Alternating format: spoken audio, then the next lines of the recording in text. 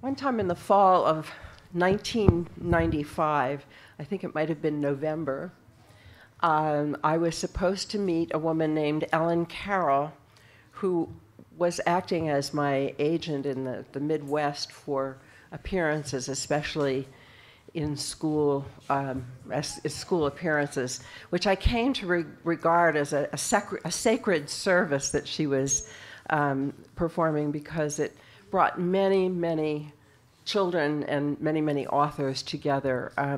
And I've always been grateful to her for introducing me to the Midwest in that way. She wasn't where I thought she was going to be, and so I was looking around for her, and I saw this sort of specter flying through one of the concourses in a black raincoat with blonde hair flying, and she was calling my name, and that was how I knew who she was. And through the first couple of days that I knew her, I wondered, who is this woman? She told me that she was writing a book that sounded fascinating. She, while we were driving, started singing, and she had a gorgeous voice. I mean, really phenomenally talented musician. And she was just so entertaining and funny. So we have been friends ever since. Ellen Carroll was born in, she was born, yes, in Chicago. And she lives in Batavia, Illinois, just on the outskirts of Chicago on the Fox River, is that right? She earned an MA in literature at University College in London. She is a writer. She is the mother of Vivian and Gemma, two lovely, lovely teenage girls. She has worked for many years as an agent to writers for young adults and children like me, who went into schools and went to conferences, and all because Ellen made the arrangements for it. I think she was also Gail's agent, Gail Carson Levine's agent, in the same way. She later became, she has been a bookseller on many, and mostly throughout her entire career. At one time or another, she has been selling books. She became the events coordinator for the Hole in the Wall gang, this Paul Newman's camp for disadvantaged children. She has been involved in talk show radio as a show host. She has done a lot of stand-up comedy, and she really is a very talented woman, and I'm terrified of what she's going to say. Otherwise, Ellen Carroll needs no introduction.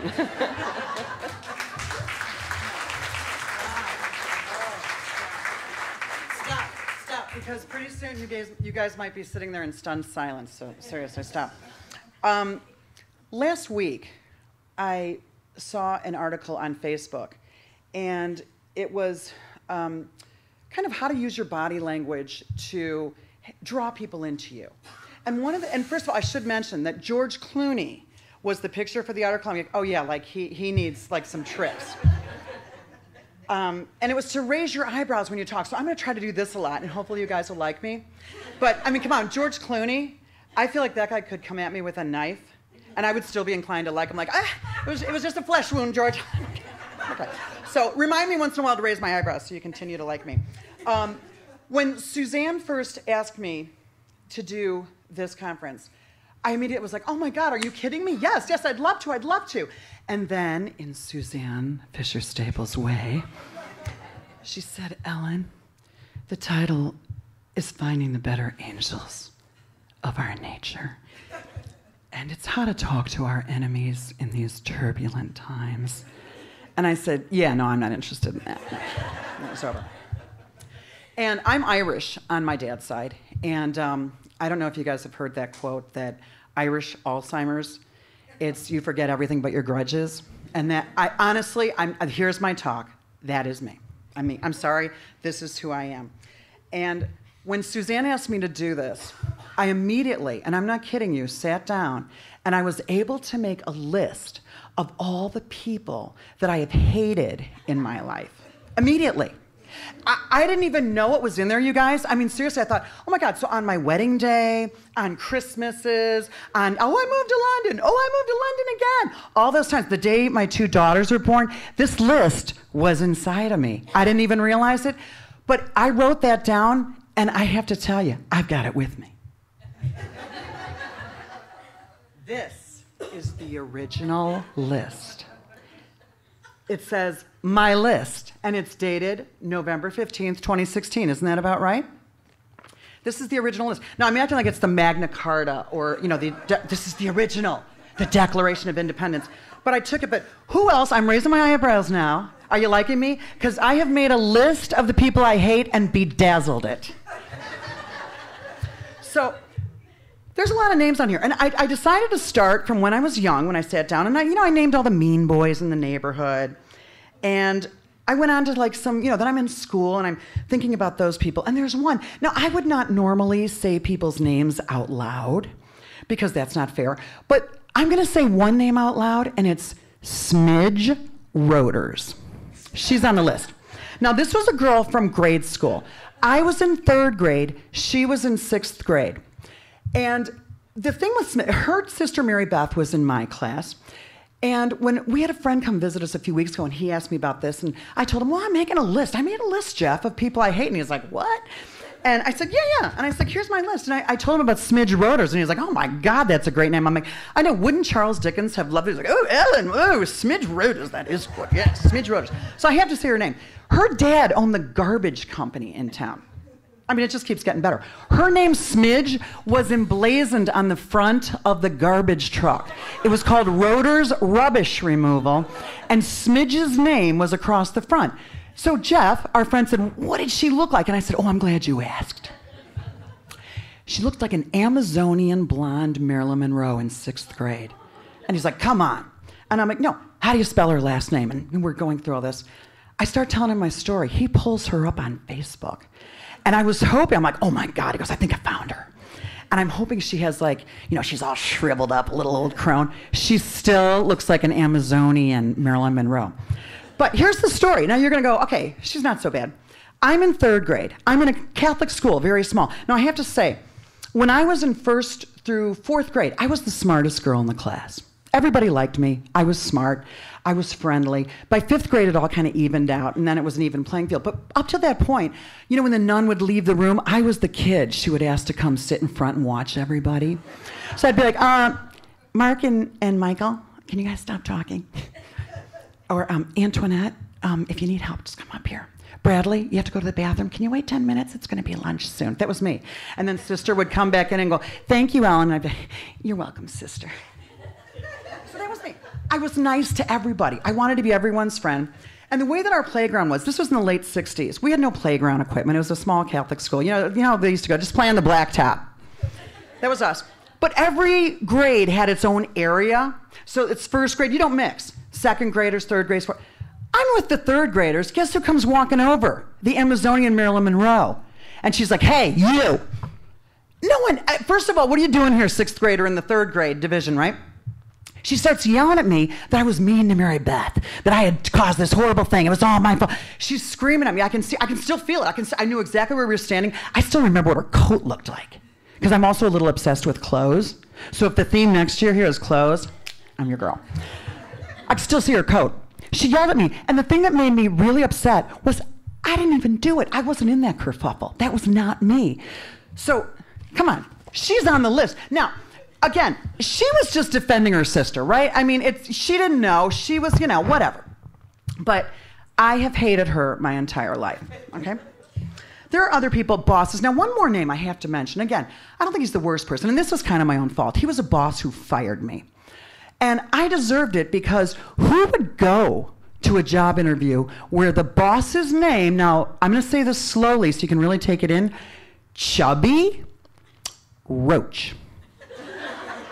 Chubby Roach. His wife would call him Chub for fun, Again, Charles Dickens, Chubby Roach. Oh, yes, Chubby Roach. Don't they sound Dickensian? I had to say their names. I promise I'll try not to say any more names.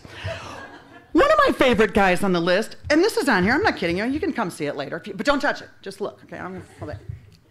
Guy from Air France, That's how petty I am. There was a guy from Air France. I can still see his face. He was bald and mean. We were in Paris. This was 10 years ago, by the way. 10 years. I can still feel, I would recognize him on the streets today. This is 10 years ago. The, Air France suddenly decided to have a strike the day we were leaving Paris. Usually I'd be like, woohoo! But I had small kids. I had to get back. And so I was trying to pull the I've got small children card. You know how you just pull out any excuse, right, when you're trying to get on a plane? And it was just pandemonium. It was like the last helicopter out of Saigon. I mean, people were running all over the place. It was crazy. And this guy, for some odd reason, just decided to hate me. And he, out of all this sea of crowd, he just goes, and you're not getting on the next plane. And I was like, what? And I look at my husband, like, what did I do? So he's on the list, guy from Air France. But he deserves to be there.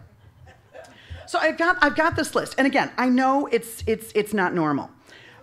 But I started thinking with all these people that I've hated in my life. And, you know, there's been ex-boyfriends. You know, there was one girl, Sue Chick. I think I put Sue Chick. Just she was a chick named Sue.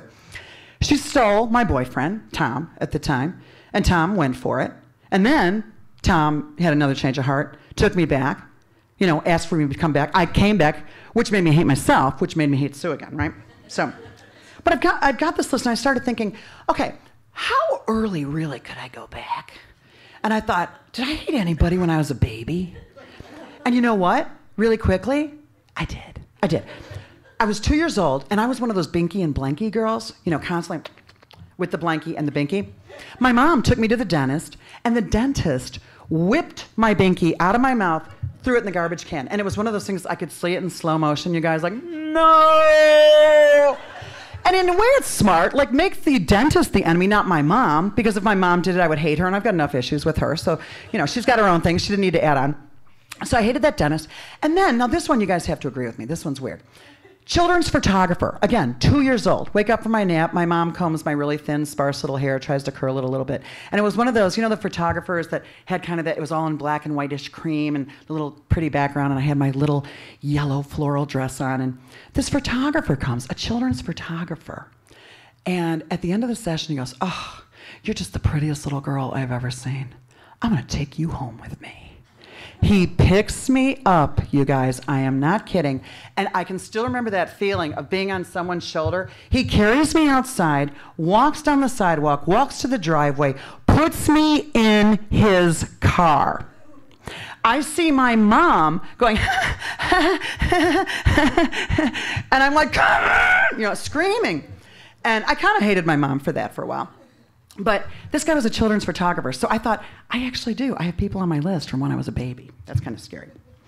I also had one. Now, everyone, I think, hopefully, has a clown or a magician story, right, that you hate. This was from also very little. My grandpa was a Knights of Columbus, and every Christmas they'd have a party for the children and grandchildren, and we'd get all dressed up in our Christmas gear, and they'd have treats, and an entertainer would come, and then Santa would come and give us all gifts. It was an annual thing. There was a magician one year, and I was sitting in the front row, and he needed a volunteer, or he was going to pick someone, and he told me to come up on stage. Now, this makes no sense. I was 5, and I have tried to figure this out, you guys. It really doesn't make any sense. I thought I was going to get up on stage, and somehow he was going to make my tights fall down. I'm not making that up. Well, I did in my head at the time. So I was terrified the entire magic act, and it was a little, you know, it was a little of a bummer when, you know, it was just like, oh, okay, it's behind me, all right. But when I made it unscathed in my tights, I was traumatized, and I can still remember what that guy looks like, seriously. And my husband, nice little Jewish boy, had to go up to, you know, they'd go up to Catskills, and there was an entertainer up there. Now, he really did have an event with a magician. He was called up on stage, and he called him out. He's like, oh, I saw you. You put that in your pocket. The guy grabbed my husband by his little ear and then punched him in his own head with his own ear. And Rob thinks it's funny. I hate the magician who, in fact, did not make my tights fall down. And Rob is okay. He's cool with the magician that punched him in the head when he was like 7. So, yeah, we come from 2 different places.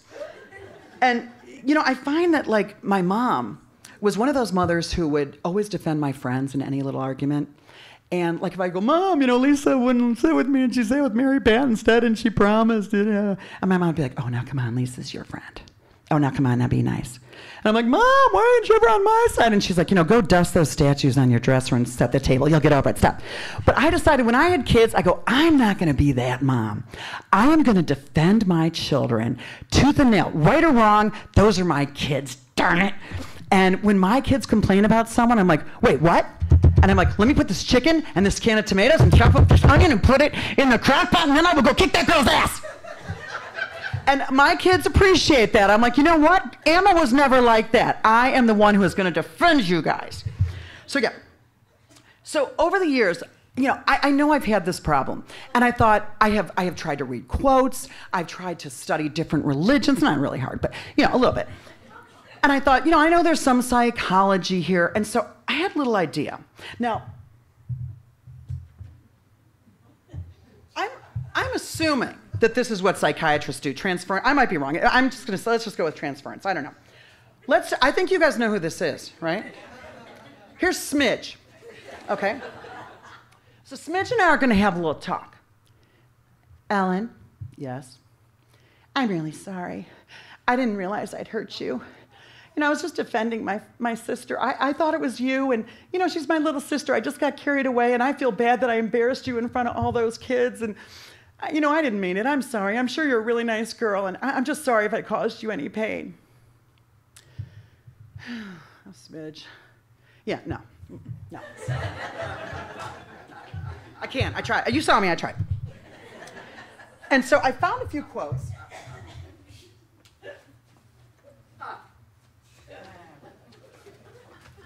All right, and this proves I'm serious, okay? How you find those quotes, and I thought, if I could actually find one that would work for me, I was always waiting for that just eureka moment. Like, here's one. Let go or be dragged. All right, I like this one. Knowledge is learning something every day. Wisdom is letting go of something every day. And I feel like that, to me, meant if I learned something nasty that you did to me one day, I will let go and blow you off on that same day, right? Let's see. Those who are free of resentful thoughts surely find peace. That's Buddha. And I wouldn't know. Let go of anger. Let go of pride. When you are bound by nothing, you go beyond sorrow. No. When you let go, you create space for better things to enter your life. I've got plenty of room in my life. I got room for everything. I don't care. Holding on to anger, I love this one. Holding on to anger is like grasping a hot coal with the intent of throwing it at someone else. You are the one who gets burned. All right, the hot coals, but again, that may hurt, but if I can nail that person, I'm okay with that too. Some of these may help you, seriously. Sometimes letting go takes more strength than holding on. I have no strength, period, so that's not going to work for me. And then, here's a good one. Yeah, this is the one. Praise and blame. Now, I hope this helps somebody out there, really.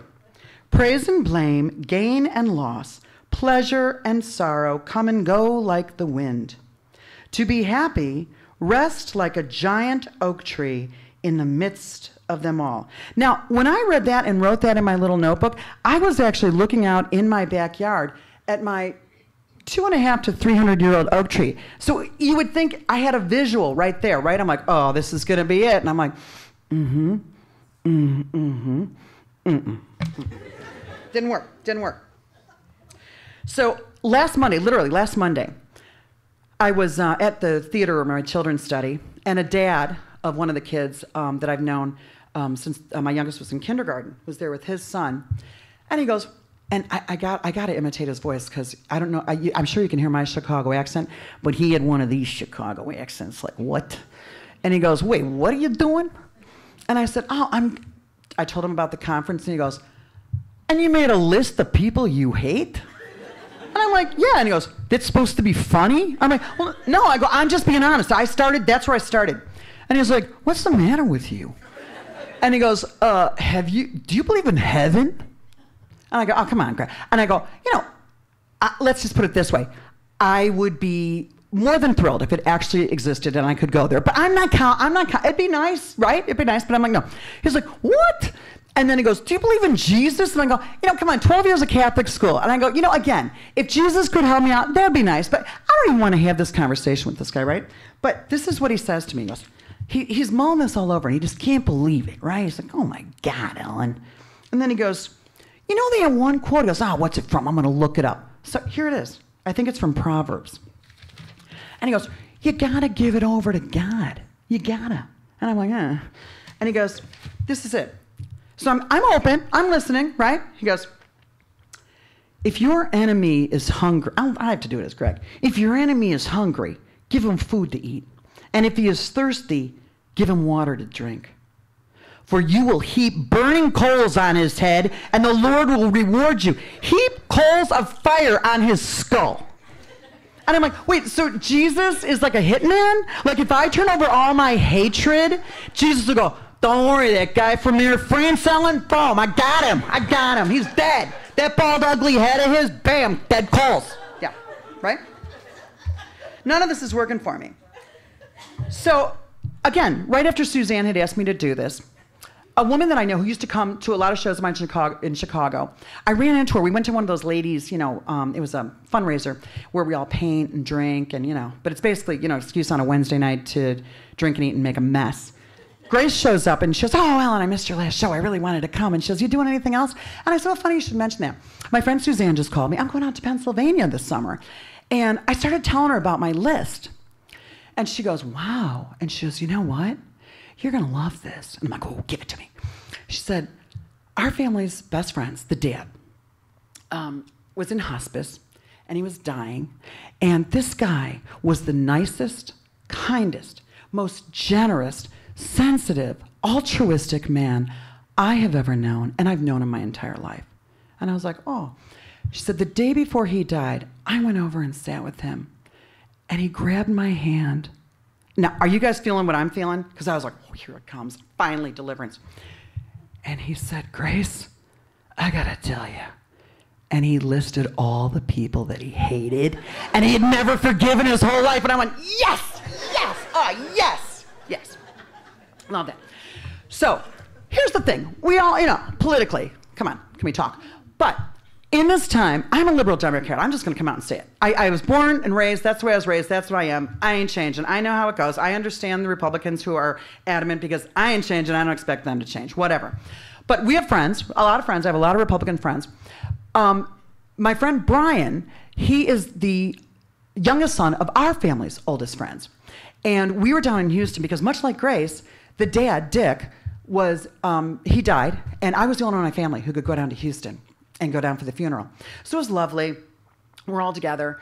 And his dad was a big fisherman and hunter, and Brian was cleaning out the rooms. And I walked up to him, and I said, Brian, and this is at the end of the weekend, and I said, you voted for Trump, didn't you? And he goes, yeah, I did. And this is an educated, really smart, lovely. I adore him. He's like a brother to me. And I said, can I call you?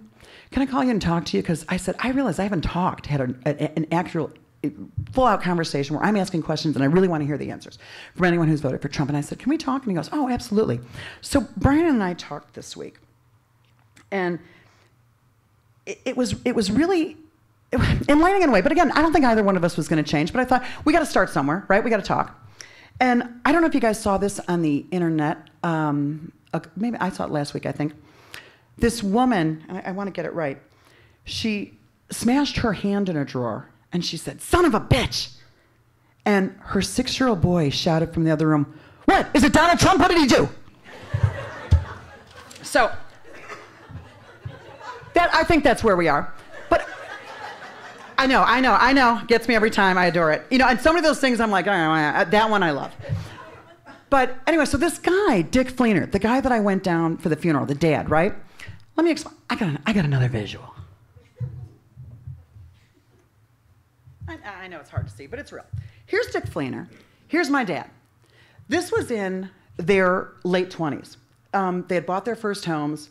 I don't know if you can see it. Here's a package of Salem, so that must have been Dick's. My dad was a Winston man. They would sit up all night and drink and argue and laugh. Oh, my God, for hours and hours, right? This guy, Minnesota farm boy, German and English stock, hunted, fished, raised, crops and animals.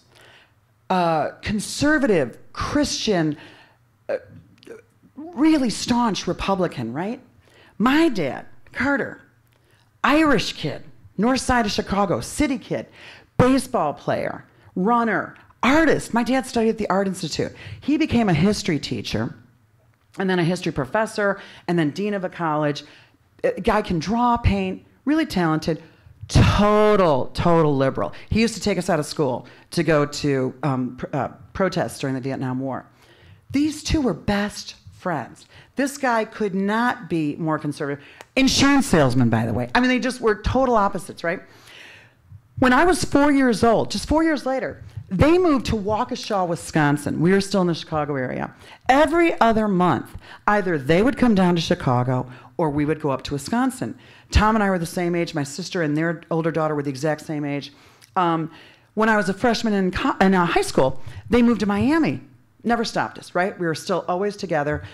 This guy had an island in Canada. He also owned a cabin up in Lac du Flambeau, Wisconsin. We'd go up there with summers, and Dick would take us fishing, and we'd go horseback riding. We were just running around in, rowboats. My dad's drawing on the screen porch. And every night they'd be drinking and laughing, and they quit smoking. They quit drinking like White Russians after a while, and, got a little lamer.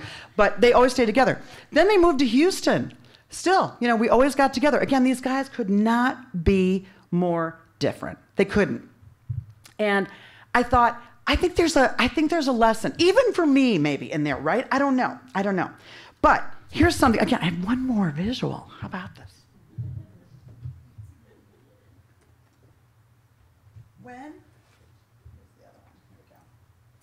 When I was down for that funeral, and Brian was distributing, Dick turned all his grandchildren into fisher persons, too.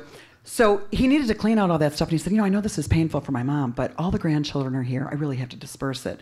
Because, kids were coming in from England and California and Kansas and Arkansas. And he said, we'll just never have this opportunity again. So all the stuff is spread out, right? And finally, at the end of the weekend, I said, hey, Brian. And I said, could you give me something to give my dad? And I said, but you have to, some fishing thing, again, to my dad who doesn't fish. And I said, just something, I said, promise me it won't be worth more than $3. So he gave me this reel, and he said, look, Ellen, it's really worn. My dad liked this one. This was really his, right? I don't even know what I'm doing here. There we go. This is my dad. Right? And my dad has Alzheimer's now, and he's really kind of, he's had a struggle lately. And so it's one of those things like we had to keep telling him that Dick had died kind of thing. And I came home from Houston, and I placed this in my dad's hands, and his shoulders just slumped, and he went, oh, Dick. And so we put this in my dad's study next to all his liberal democratic books. This is right there. And I think this is still possible. I think it's going to take work on everybody's part, right? But I think we can do this. And was Mara Eliason great last night or what? Right? Okay. Okay, and you guys, it's not a contest. It's not. But did Mara show you guys a list of people she hated? Did Mara talk to a wig last night? Again, there are no winners, no losers here, but if there are evaluations and you have to, just remember who brought stuff to show you and who didn't. So if my face is on the poster next year, don't be surprised. Don't be surprised. Anyway, so listen, I know, I have no, I get it. I know this is who I am. I know it. But I have to say, I know it's going to sound schmaltzy, but I also know this is who I am. And I know this is who we all are. So thank you so much. Thank you. Thanks, guys.